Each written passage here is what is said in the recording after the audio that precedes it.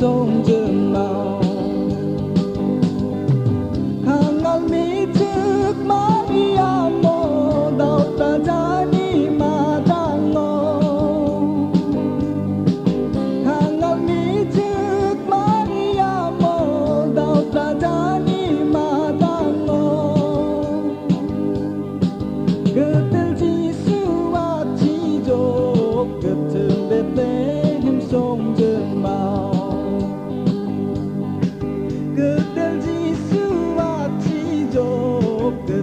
Bethlehem sông